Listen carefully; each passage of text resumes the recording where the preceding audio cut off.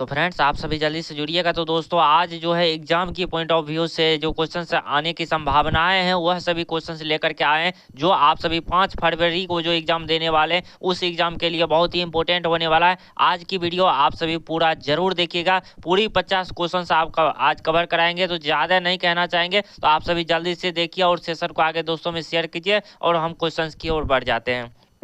तो क्वेश्चन आज 50 कवर करने वाले हैं, तो आप सभी क्वेश्चन को जरूर रट लीजिएगा। एग्जाम की पॉइंट ऑफ व्यू से जो है क्वेश्चन बहुत ही इंपॉर्टेंट क्वेश्चन है। सभी क्वेश्चन इंपॉर्टेंट क्वेश्चन है, हर एक क्वेश्चन को आप सभी करते चलिएगा। तो क्वेश्चन आपके स्क्रीन पर है, किस क्रिया का अपना अर्थ नहीं होता है? किस क्रिया का अपना अर्थ नहीं होता है? संयुक्त क्रिया का अपना अर्थ नहीं होता है। अगला प्रश्न है, क्रिया या धातु के अंत में जो प्रत्यय लगकर क्रिया बनाती है तो उसे क्या कहते हैं? तो उसे रजक क्रिया कहते हैं। तो ऑप्शन सी आपका राइट आंसर हो जाएगा। ऑप्शन सी हो जाएगा, कृदंत क्रिया आपका सही हो जाएगा, जो कि ऑप्शन आपका सी के जगह बी में दिया हुआ है। तो आगे की ओर बढ़ जाएंगे। अगला प्रश्न है, पुरस्कार शब्द का विलोम जल्दी से आप सभी बताइए। दंड। पुरस्कार शब्द का विलोम दंड हो जाएगा। अगला क्वेश्चन है, हर एक शब्द का प्रयोग होता है तो किस में होता है? एक वचन में, दोनों में, बहुवचन, किस में होता है? आप सभी जल्दी से बताइएगा। तो इसका आंसर हो जाएगा, हर एक शब्द का प्रयोग एक वचन में होता है। ऐसा क्वेश्चन घुमाने के लिए एग्जामिनर कभी कभी दे देता है, तो सभी क्वेश्चंस को हम कवर कर रहे हैं। अगला प्रश्न है, दक्षिण शब्द में संज्ञा है। दक्षिण शब्द में कौन सी संज्ञा है? संज्ञा से एक क्वेश्चन आप सभी को देखने को मिलेगा। तो संज्ञा से एक क्वेश्चन देखने को मिलेगा, तो आप सभी बी के साथ जाइएगा। दक्षिण या निश्चित है, या एक खास व्यक्ति वस्तु या स्थान का नाम होता है, तो वो व्यक्तिवाचक संज्ञा होता है। तो ऑप्शन नंबर आपका बी बिल्कुल सही हो जाएगा। अगला प्रश्न है, अंगूठा दिखाना मुहावरे का क्या अर्थ होता है? अंगूठा दिखाना मुहावरे का क्या अर्थ होता है? देने से इनकार करना आपका बिल्कुल राइट आंसर हो जाएगा। और अगली प्रश्न की ओर हम बढ़ जाते हैं। अगला प्रश्न है, गुप्त का विपरीत शब्द होता है। गुप्त का विपरीत शब्द होता है, तो ऑप्शन नंबर डी हो जाएगा प्रकट। ऑप्शन नंबर डी हो जाएगा प्रकट। अगला क्वेश्चन है, कौन सा शब्द है जो प्रायः बहुवचन में प्रयुक्त होता है? बहुवचन में कौन सा शब्द प्रयुक्त होता है? तो आप सभी जल्दी से बताइएगा फटाफट से। कौन सा शब्द जो है बहुवचन में प्रयुक्त होता है? बहुवचन में कौन सा शब्द प्रयुक्त होता है, आप सभी को बताना है। तो देखते हैं इसका आंसर कौन कौन स्टूडेंट सही दे पा रहे हैं। आज आपका पूरी रिवाइज चल रहा है। देखते हैं 50 क्वेश्चन में आप सभी कितना सही कर पाते हैं। तो आप अपना स्कोर लास्ट में जरूर बताइएगा। तो 8 का जो राइट आंसर जा रहे हैं, आप सभी जा रहे हैं ऑप्शन डी के साथ, प्रमाण के साथ जा रहे हैं। तो बिल्कुल सही जा रहे हैं आप सभी, बहुवचन प्रमाण में आता है, बिल्कुल सही है। आगे बढ़ते हैं। ये सब जो क्वेश्चन है ज़्यादातर कभी कभी एग्जाम में पूछ लेता है, और जो इम्पोर्टेंट क्वेश्चन है वो क्वेश्चन ज़्यादातर आप सभी देख पा रहे हैं। जो सभी क्वेश्चन इंपॉर्टेंट लेकर आए हैं, ये क्वेश्चन जो अभी आप सभी को कराए हैं, थोड़ा इस पर गौर कीजिए। ये क्वेश्चन कभी कभार एग्जाम में पूछ लेता है, अन्यथा नहीं आता है। लेकिन हम वो एक एक पॉइंट को क्लियर कर रहे हैं, ताकि कोई भी अगर सब्जेक्ट आपका छूटता है, कुछ भी सब्जेक्ट जो है थोड़ा के लिए छूटता है, तो सभी पॉइंट को हम कवर करने के लिए आज आए हैं। तो आप सभी पूरी जरूर देखिएगा क्लास को, और पसंद आ रहा है तो एक बार लाइक और चैनल को सब्सक्राइब जरूर कर दीजिएगा। काहे कि एग्जाम तक आपकी क्लास चलने वाली है। जब तक एग्जाम खत्म नहीं हो जाता है, तब तक हम आप सभी को हर एक सब्जेक्ट की क्लास देते रहेंगे। चलिए आते हैं, अगला आ गया मुहावरा। वीवीआई क्वेश्चन है ये वीवीआई क्वेश्चन है। क्वेश्चन नंबर 9, अंक भरना मुहावरे का अर्थ होता है? तो ऑप्शन डी के साथ चले जाना है, स्नेह करना। स्नेह करना, अंक भरना, स्नेह करना। रुपया का कॉलिंग लिंग निर्णय करना है, तो रुपया का लिंग निर्णय कौन सा यह रुपया में पुल्लिंग है, स्त्रीलिंग है, नपुंसक है या उभयलिंग है, कौन सा है? तो आप सभी जल्दी से लगाइएगा। रुपया यह एक पुल्लिंग है, तो ऑप्शन ए आपका सही हो जाएगा। स्त्रीलिंग पुल्लिंग से क्वेश्चन आता ही है, तो आप सभी क्लियर करते चलिएगा। तुलसीदास की पत्नी का क्या नाम था? तुलसीदास की पत्नी का क्या नाम था? तो जल्दी से लगाइएगा। ऑप्शन बी के साथ जा रहे हैं, रत्नावती। रत्नावली आपका सही आंसर हो जाएगा। अगला प्रश्न है, तुलसीदास के दीक्षा गुरु कौन थे? दीक्षा गुरु कौन थे तुलसीदास की? तो ऑप्शन आप सभी किसके साथ जा रहे हैं, जल्दी से देखते हैं और आप सभी लगाइए। इसका आंसर आप क्या लगा रहे हैं? ऑप्शन सी के साथ जा रहे हैं। सी आपका बहुत बिल्कुल ही सही हो जाएगा। और नर हरिदास ऑफिशियल आंसर की बात करें तो इसमें बी और सी में दोनों में डाउट भरा हुआ है, तो आप सभी जल्दी से अगर जानते हैं जल्दी से कमेंट कीजिए। इसका क्वेश्चन नंबर 12 को हम डाउट में रख दे रहे हैं, तो किसके साथ आप सभी जा रहे हैं? वल्लभाचार्य होगा या नर हरिदास होगा? तो आप सभी जल्दी से कमेंट कीजिए और आगे बढ़ेंगे अगला क्वेश्चन की ओर। सूर सागर किसकी रचना है? सूर सागर किसकी रचना है? यह नंददास की है, तो ऑप्शन नंबर सी आपका सही हो जाएगा। और अगला प्रश्न है, सूर सागर किस भाषा में रचित है? सूर सागर किस भाषा में रचित है? तो आप सभी का आंसर जल्दी से बताइएगा। तो इसका राइट आंसर हो जाएगा ऑप्शन नंबर सी आपका सही हो जाएगा, ब्रज भाषा। आगे बढ़ते हैं और अगला प्रश्न की ओर। अगला प्रश्न आपके स्क्रीन पर ये रहा। चलिए, क्वेश्चन हो चुका है और अगला प्रश्न ये रहा, मलिक मोहम्मद जैसी किस परंपरा के कवि थे? तो यह प्रेम ख्यानाक और काव्य परंपरा का है यह। आगे बढ़ेंगे, अगला प्रश्न है, कौन सी कृति जैसी जी की नहीं है? तो यह मृगावती, यह जैसी की कृति नहीं है। और बढ़ जाएंगे आगे की और। अगला प्रश्न आपके स्क्रीन पर है, भगवान श्री कृष्ण किस कवि को पूजते थे? भगवान श्री कृष्ण किस कवि को पूजते थे? तो इसका आंसर हो जाएगा ऑप्शन नंबर डी हो जाएगा, सूरदास को पूजते थे। अभी तक आप सभी लाइक नहीं किए तो जल्दी से वीडियो को लाइक कर दीजिएगा और साथ ही साथ आप सभी चैनल पे न्यू है तो चैनल को एक बार आप सभी सब्सक्राइब जरूर कर दीजिएगा। तो दोस्तों अगला प्रश्न है क्वेश्चन नंबर 18, तुलसीदास ने घर का परित्याग क्यों किया था? यह क्यों किया था? पत्नी की फटकार से इन्होंने अपने घर की त्याग कर दिया था। तो ऑप्शन नंबर ए के साथ चले जाएंगे। अगला प्रश्न आपके स्क्रीन पर है। अगला प्रश्न है, सूरदास किस काल के कवि थे? किस काल के कवि थे सूरदास? तो आप सभी जल्दी से इसका आंसर कीजिएगा। तो भक्ति काल के कवि थे, तो ऑप्शन नंबर ए हो जाएगा। अगला प्रश्न है, ब्रज भाषा की विशेषताएं क्या थी? ब्रज भाषा की विशेषताएं क्या थी? तो उपर्युक्त सभी हो जाएगा, ऑप्शन नंबर डी आपका राइट आंसर हो जाएगा। आगे की ओर बढ़ते, छप्पई शीर्षक कविता के रचयिता का नाम बताएं। रचयिता छप्पई जो कविता लिखा है या नाभादास ने लिखा है, तो ऑप्शन नंबर ए आपका राइट आंसर हो जाएगा।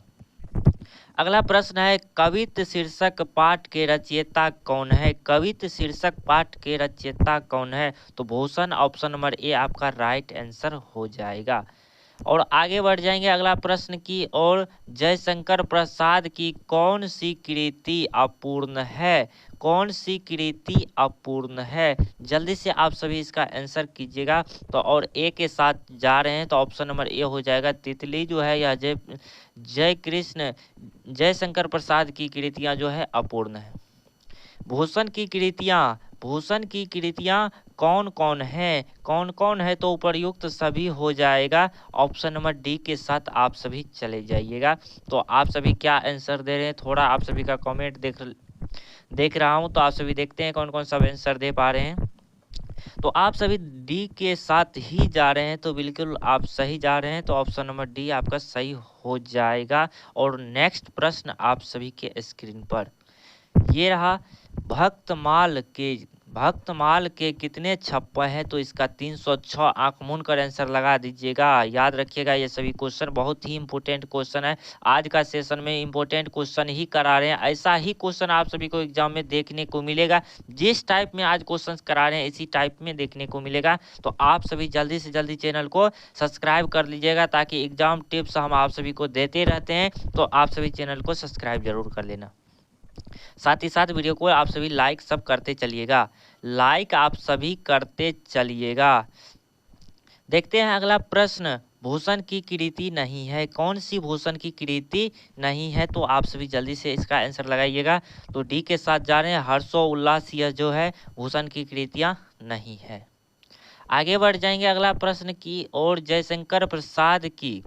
जयशंकर प्रसाद की सफलतम नाट्य कृति क्या है? तो जल्दी से आप सभी इसका आंसर कीजिएगा। जल्दी से इसका आंसर कीजिएगा। सी के साथ जा रहे हैं, बिल्कुल सही हो जाएगा आपका सी, ध्रुव स्वामिनी। अगला प्रश्न है, आपके पाठ्यक्रम में किन पर लिखे गए छप्पर संकलित है?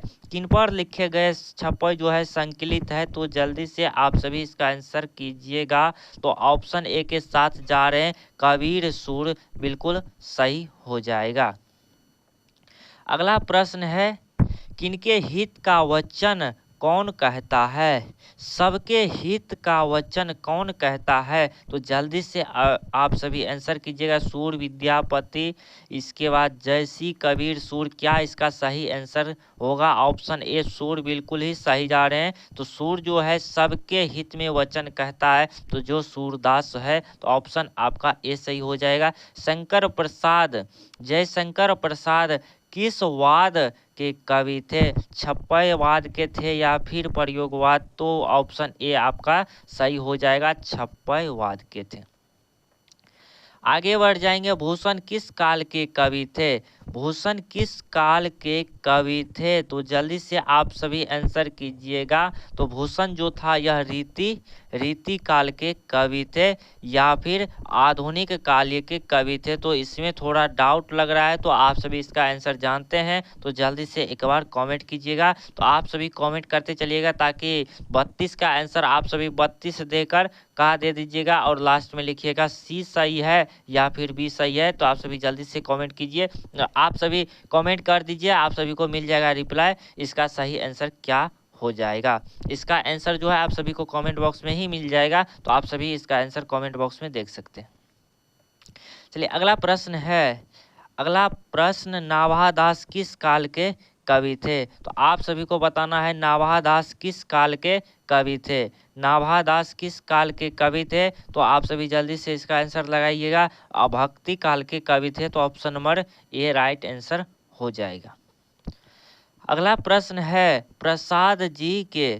जयप्रकाश प्रसाद जी के पिता का क्या नाम था? तो जल्दी से आप सभी बताइएगा। तो इसके पिता का क्या नाम था? तो बहुत अच्छा कर रहे हैं आप सभी, इसका सही आंसर दे भी पा रहे हैं। बहुत सारा स्टूडेंट गलत भी कर रहे हैं, तो देखते चलिए। जो गलत कर रहे हैं तो वो आगे एग्जाम में सही करके जरूर आएंगे, क्योंकि जो गलतियां अभी हो रही है वो गलतियां एग्जाम में नहीं होगी। तो ऑप्शन बी हो जाएगा, देवी प्रसाद साहू। तो इसमें जो है एक छोटा सा पॉइंट जो है छूट चुका है, तो इस पॉइंट को हम अगले क्लास में समाहित कर लेंगे। तो इसमें अगला जो है इसमें हम समाहित कर लेंगे। ये थोड़ा क्वेश्चन ही एरर हो गया है, तो आगे क्वेश्चन में हम सही कर लेंगे। आगे क्वेश्चन की ओर देख लेते हैं। नाभादास किसके शिष्य थे? नाभादास किसके शिष्य थे? थोड़ा टाइपिंग करने वाले से थोड़ा सा मिस्टेक हो जाता है, तो यहाँ पे टाइपिंग जो होता है तो थोड़ा फास्ट होता है, तो एक दो क्वेश्चन थोड़ा बहुत आंसर में एरर आ जाता है, तो इसको हम अगले क्लास में सॉल्व कर देंगे। इसके लिए आप सभी को टेंशन नहीं लेना है। तो आगे देखते रहिए। ऑलरेडी आज 50 क्वेश्चन करने वाले हैं, आप सभी बने रहिए।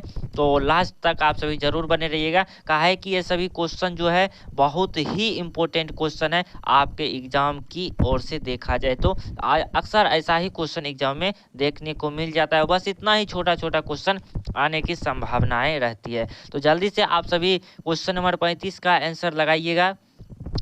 तो सी के साथ जा रहे हैं, बिल्कुल सही जा रहे हैं, स्वामी अग्रदास के तो बिल्कुल ही इसके शिष्य थे। तो आगे बढ़ेंगे अगला प्रश्न की ओर। अगला प्रश्न आपके स्क्रीन पर है, छप्पय कैसा छंद है? छप्पय कैसा छंद है? या छप्पय एक छंद है जो 6 पंक्तियों में गाए जाते हैं, तो बिल्कुल सही हो जाएगा। और आगे बढ़ जाएंगे, भूषण के प्रिय नायक कौन है? प्रिय नायक भूषण के कौन है? तो आप सभी जल्दी से लगाइएगा, भूषण कवि के नायक कौन है? भूषण कवि के नायक कौन है? तो ऑप्शन ए हो जाएगा छत्रपति शिवाजी और छत्रसाल।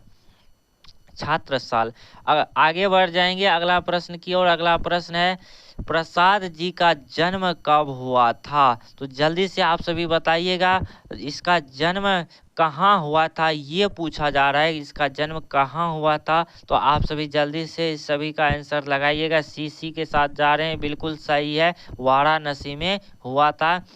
प्रकाश द्वारा रचित यह महाकाव्य का नाम क्या है? इस महाकाव्य का नाम भी जल्दी से आप लोग बताइएगा, क्या किसके साथ आप सभी जा रहे हैं? तो आप सभी जा रहे हैं इसमें अलग अलग के साथ, अलग अलग के साथ आप सभी जा रहे हैं। देखते हैं आप सभी का आंसर क्या क्या आ रहा है, फिर हम इसका आंसर करेंगे। तो ऑप्शन बी, चलिए बी सही है, कामिनी, बिल्कुल ही सही आप लोग जा रहे थे। अगला प्रश्न है, चिंतामणि त्रिपाठी भूषण कौन थे? तो इसका आंसर आप सभी जल्दी से लगाइएगा, भतीजा, चाचा या इनमें से कोई नहीं। तो जल्दी से इसका आंसर आप सभी लगाइएगा। ए के साथ जा रहे हैं, क्या था? यह भाई था, बिल्कुल सही हो जाएगा। पुत्र वियोग आ गया, सुभद्रा कुमारी चौहान के द्वारा यह लिखा हुआ कवित्री का, अच्छा चलिए यही क्वेश्चन है, पूछ लिया। पुत्र वियोग जो है किसके द्वारा लिखा गया है, कौन सी कवित्री का नाम है? तो सुभद्रा कुमारी चौहान हो जाएगा, option number A right answer हो जाएगा। अगला क्वेश्चन की ओर बढ़ेंगे, बस बहुत ही कम क्वेश्चन बचा हुआ है, तो आप सभी जल्दी से चैनल को लाइक कर दीजिएगा। अब जो क्वेश्चंस आ रहे हैं, अब और ही इम्पोर्टेंट क्वेश्चन आ रहे हैं, ये सभी क्वेश्चन ज़्यादातर पूछे जाते हैं, सभी क्वेश्चन VVI क्वेश्चन है। तो आप सभी ये सभी क्वेश्चन को मत भूलिएगा और करके जरूर जाइएगा, याद कर लीजिएगा सभी क्वेश्चन को, जितने भी क्लास में आज करा रहे हैं सभी क्वेश्चन बहुत ही इम्पोर्टेंट है, एग्जाम की पॉइंट ऑफ व्यू से बहुत ही इम्पोर्टेंट क्वेश्चन है। तो आप सभी क्वेश्चन को याद कर लीजिएगा। अगर जो स्टूडेंट IQ लेवल में तेज होता है, IQ लेवल ज़्यादा होता है, वो स्टूडेंट एक बार में ही याद कर लिए होंगे। जिस स्टूडेंट को एक बार में याद नहीं हो रहा है, कृपया वह रिप्ले करके वीडियो को देख सकते हैं। 2 बार 3 बार आप लोग देखिए और इस क्लास को ज़्यादा से ज़्यादा आप सभी जितना देखिएगा उतना आप सभी आगे स्कोर कर पाएंगे। सभी क्वेश्चन को आप सभी को याद कर लेना है। और एक पॉइंट आप लोग को बताने वाले हैं, वो वीडियो के लास्ट में बताएंगे, तो वीडियो ज़्यादा लंबा नहीं करेंगे और आगे बढ़ते हैं क्वेश्चन आंसर पे। उषा शीर्षक कविता के रचयिता कौन है? तो उषा शीर्षक कविता के रचयिता कौन है? तो जल्दी से आप सभी को बताना है। उषा से क्वेश्चन आ गया, जो राख से लिपा हुआ चौका था, जिसके बारे में बातें हो रही थी, तो किसके द्वारा लिखा हुआ यह है? तो जल्दी से आप लोग कमेंट कीजिएगा, शमशेर बहादुर सिंह के द्वारा लिखित यह उषा है, जो सुबह का प्रातः काल का सूरज की बात किया जा रहा है। तो आप सभी अच्छे प्रकार से इससे परिचित होंगे। सुभद्रा कुमारी चौहान का जन्म पूछ लिया है, तो जल्दी से आप लोग इसका जन्म के बारे में बता दीजिए, फिर हम आगे बढ़ेंगे। जन्म के बारे में आप सभी जल्दी से बता दीजिएगा। तो बी के साथ जा रहे हैं, 16 अगस्त 1904 ईस्वी को इसका जन्म हुआ है। मोस्ट VVI प्रश्न है, इस प्रश्न को आप लोग जरूर याद कर दीजिए, रट लीजिए इस क्वेश्चन को, ऐसा क्वेश्चन आता ही है क्वेश्चन। इस क्वेश्चन को आप सभी रट लीजिए, स्क्रीनशॉट लीजिए, जो भी कीजिए, लेकिन आप सभी इसको रट जरूर लीजिए। आगे बढ़ जाएंगे अगला प्रश्न की और। अगला प्रश्न आपके स्क्रीन पर है और बहुत ही जबरदस्त प्रश्न है। माधव मुक्तिबोध के पिता का क्या नाम था? तो चलिए जल्दी से आप सभी अब इसका आंसर लगाइएगा, जो मुक्तिबोध के पिता का क्या नाम था? तो ऑप्शन सी के साथ जा रहे हैं माधव राज मुक्तिबोध। अच्छा, आप सभी को आंसर ही बता दिए थे, तो ये 1 नंबर आप सभी का बस फ्री का हो गया। तो चलिए आगे बढ़ जाते हैं। लास्ट में आप सभी स्कोर जरूर बता के जाइएगा, जो आज 50 क्वेश्चन में कितना क्वेश्चन सही कर पाए हैं। तो आज जो 50 क्वेश्चन लाए हैं, सभी क्वेश्चन एक तरह से कहा जा रहा है तो मॉडरेट क्वेश्चन है, सभी मॉडरेट क्वेश्चन है, ज़्यादा हार्ड भी क्वेश्चन नहीं है और ज़्यादा इजी भी क्वेश्चन नहीं है, इसे मॉडरेट पेपर हम कह सकते हैं। तो अगला क्वेश्चन का आंसर जल्दी से दीजिएगा। अगला क्वेश्चन का आंसर आप सभी जल्दी से दीजिएगा, और थोड़ा हम इसे मिटा भी दे रहे हैं, तो अब आप लोगों को फ्रेश दिख रहा होगा, तो आंसर आप लोग दीजिए। तो अगला क्वेश्चन है आपके स्क्रीन पे, माधव मुक्तिबोध का जन्म कब हुआ था? माधव मुक्तिबोध का जन्म कब हुआ था? जल्दी से आप सभी इसका आंसर लगाइएगा, इसका आंसर आप सभी लगाइएगा जल्दी से। तो इसका आंसर आप सभी जा रहे हैं ए के साथ, तो बिल्कुल सही जा रहे हैं। 13 नवंबर 1917 ईस्वी को माधव मुक्तिबोध का जो है जन्म हुआ था। आगे बढ़ जाएंगे और अगला प्रश्न है, कवयित्री सुभद्रा कुमारी चौहान की कौन सी कृतियां है? इसमें से कौन सा कृतियां इन्होंने लिखा है? तो आप सभी जल्दी से लगाइएगा। ऐसा क्वेश्चन ज़्यादातर ऑप्शन डी ही सही होता है। तो अभी देखते हैं पहले आप सभी क्या क्या ऑप्शन दे पा रहे हैं। आप सभी का ऑप्शन देखते हैं, डीए के साथ जा रहे हैं, बिल्कुल सही है, ऑप्शन नंबर डी ही हो जाएगा। जन जन का चेहरा एक के रचनाकार, रचनाकार का नाम और चैप्टर नाम इसकी कौन सी विधा है? रट के एग्जाम में जाना है, यहाँ से क्वेश्चन आता ही आता है। इसका रचना और जैसे जन जन का चेहरा है, इसके रचनाकार का नाम है, लेखककार का नाम है, और यह कौन सी विधा है, इसे आप लोग जरूर रट करके जाइएगा, इसे रट करके जाइएगा, ताकि एग्जाम में एक भी क्वेश्चन ना छूटे। तो अगर कहिएगा तो वो सभी पॉइंट आप सभी के साथ एक दिन एक क्लास में आप सभी को बस छोटा सा क्लास लेंगे, उसमें क्लियर करा देंगे। तो आप सभी एक बार कमेंट करके कहिए या क्लास चाहिए, चैप्टर नाम, राइटर नाम और उसके बारे में जो कृतियां सब जो लिखा गया, वो सभी क्लास एक दिन में क्या आप सभी को बस छोटी सी क्लास में दे दिया जाए, तो एक बार कमेंट कीजिएगा। तो इसका आंसर चलिए जानते हैं, देखते हैं किसके साथ आप सभी जा रहे हैं। जन जन का चेहरा एक, जन जन का चेहरा एक किसके साथ जा रहे हैं? इसका लिखा जो है, यह रचनाकार का नाम बताना है, तो जल्दी से आप सभी बताइएगा। इसका जो है माधव मुक्तिबोध हो जाएगा, गजानन, गजानन माधव मुक्तिबोध राइट आंसर हो जाएगा। आगे बढ़ जाएंगे और यह आज के समक्ष बहुत ही बस 3 क्वेश्चन ही बचा हुआ है, जल्दी जल्दी से करते हैं और लास्ट में एक टिप्स देने वाले हैं जो आपके लिए बहुत ही इंपॉर्टेंट है, तो आप सभी देख कर जाइएगा। किसने लिखा है, आज दिशाएं भी हंसती है, उल्लास है विश्व पर छाया, मेरा खोया हुआ खिलौना अब तक मेरे पास न आया? यह जो है डायरेक्ट लगा देना है, सुभद्रा कुमारी चौहान इसके द्वारा लिखा गया। यह कौन सा है? तो पुत्र वियोग है। कौन सा है? तो पुत्र वियोग है, पुत्र वियोग। तो यहाँ से इसका लिखा हुआ सुभद्रा कुमारी चौहान का है। तो अगला प्रश्न आपके स्क्रीन पर है, नए साहित्य का सौंदर्य का लेखक कौन है? तो जल्दी से इसका आंसर आप सभी लगाइएगा। तो बी आपका राइट आंसर हो जाएगा, मुक्तिबोध। और आगे की ओर बढ़ जाएंगे और आज का यह लास्ट क्वेश्चन आप सभी देखते रहिएगा। बिखरे मोती का क्या अर्थ होता है? बिखरे मोती का क्या अर्थ होता है? कहानी संग्रह इसका अर्थ होता है। अगला प्रश्न है, रोज स्मृति की रचना, रचना किनकी है? किनकी है रोज स्मृति की रचना? तो जल्दी से आप सभी कमेंट कीजिए और 51 क्वेश्चन में आप कितना सही कर पाए हैं, तो वो आप लोग जरूर बताइएगा। इसका right answer option number B हो जाएगा। जो और आप सभी कितना स्कोर कर पाए हैं, तो जल्दी से आप सभी बताइएगा। जो आप सभी 51 में कितना सही कर पाए हैं। और एक चीज़ आप लोग को बताने वाले हैं, तो उससे पहले अगर आप लोग अभी तक वीडियो को लाइक नहीं किए हैं तो जल्दी से लाइक कर दीजिए। साथ ही साथ चैनल पे न्यू हैं तो चैनल को सब्सक्राइब जरूर कर लीजिएगा। दोस्तों, यह टिप्स आप सभी को एक देने वाले हैं। यहाँ से जितने भी क्लास आज आप देख पा रहे हैं, सभी क्वेश्चन आंसर आप लोग को चाहिए, क्वेश्चन आंसर चाहिए पढ़ने के लिए या अभ्यास करने के लिए, तो आप सभी एक बार हमारे टेलीग्राम चैनल को ज्वाइनिंग कर लीजिए। वहां आप सभी को पूरा क्लास की 50 में 50 ऑब्जेक्टिव क्वेश्चन जो है आज आप सभी को वहां दिया जाएगा। ऑलरेडी पहले से भी बहुत सारा पीडीएफ डाला हुआ है, तो आप सभी पूरे पीडीएफ को जाकर के जरूर देख सकते हैं। तो जाकर डाउनलोड कीजिए, पढ़िए और बेफिक्र होकर के एग्जाम दीजिए आप सभी। तो फिर मिलेंगे हम ऐसे ही नेक्स्ट क्लास में। इस प्रकार का क्लास पाने के लिए आप सभी हमारे चैनल को सब्सक्राइब कर लीजिएगा। धन्यवाद।